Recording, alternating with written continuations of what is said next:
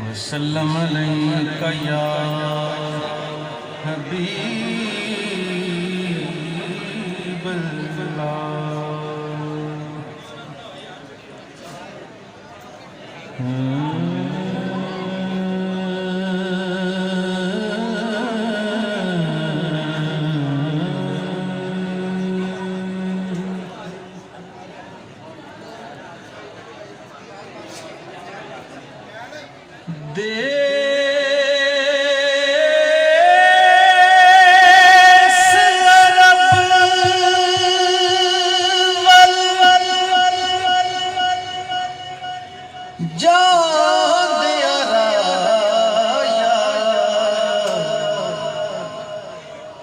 सरकार दिया मेहमान पैगाम मेरा भी जामी नाले हंजुआं दा नज़राना ते जाया महबूब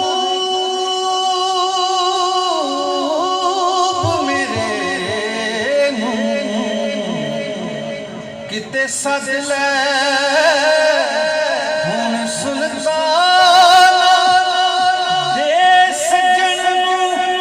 एक जान बसदा तेरा वसदार वे मैं दिन रात तड़पदा रहना दुख दर्द जुदाइयां सैना